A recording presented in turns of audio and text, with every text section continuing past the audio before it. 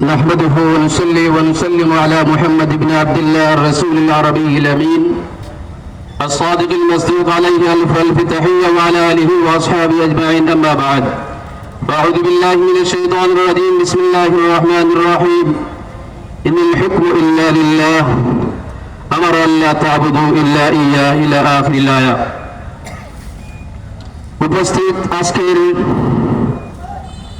এই মহতী সভার সম্মানিত শ্রদ্ধেয় সভাপতি, উপস্থিত জাতির বিবেক উলামায়ে কেরাম ও পিতৃতুল্য মুরব্বিয়ান আজম ও সর্বস্তরের জমিয়ত উলামা ইসলাম বাংলাদেশের কর্মী, জাতীয় নেতৃবৃন্দ ও সাধারণ দিনদর্দী মুসলমান ভাইরা, আজকের এই স্টেজে উলামায়ে কেরামের উপস্থিতি এই কথা প্রমাণ করে এই সমস্ত উলামায়ে কেরামরা যেদিকে আছেন সেই দিকে যদি আমরা আগামী নির্বাচনে আমাদের ভোটকে যদি সেই দিকে উলামায়ে কেরামের তত্ত্বাবধানে দিতে পারি, তাহলে নবীর ফরমান অনুযায়ী যেভাবে এই সমস্ত উলামায়ে কেরাম হক্কানি পীর মাশায়েখরা যেভাবে আমাদেরকে সুপারিশ করে জান্নাতের দিকে নিয়ে যাবে, তারা যে প্ল্যাটফর্মে থাকবে সেই প্ল্যাটফর্মে আগামী নির্বাচনে নবীজির খেজুর গাছের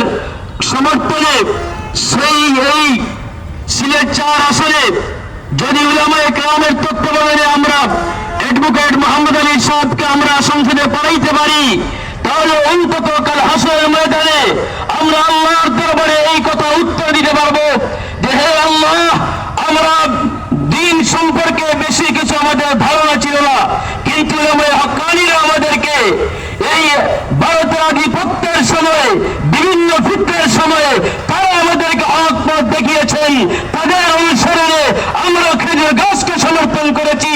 এই কথা আল্লাহর দরবারে আমরা বলে এর জরিয়ার উসিলা বলে পরকালে আমরা নাজাতের মুক্তি পাবো ইনশাআল্লাহ।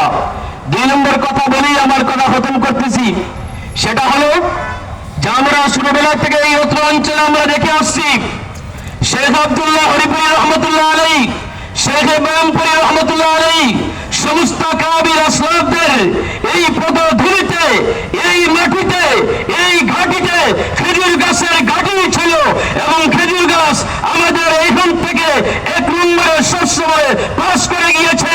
আমি আপনাদের প্রতি সর্বশেষ উদাত্ত আহ্বান রাখবো, আগামী নির্বাচনে হক্কানি উলামায়ে কেরামের সাথে আমরা সকলে থাকতে রাজি আছি তো ইনশাআল্লাহ। আল্লাহ রাব্বুল আলামিন আমাদেরকে এই হক্কানি উলামায়ে কেরামের সাথে দেখে খেজুর গাছের প্রতীককে আমরা সংসদে পাঠানোর জন্য ইসলামের রাষ্ট্র এবং দ্বীনকে এবং আল্লাহর বিধানকে আল্লাহর জমিনে বাস্তবায়ন করার জন্য আল্লাহ তাআলা আমাদেরকে তৌফিক দান করুক।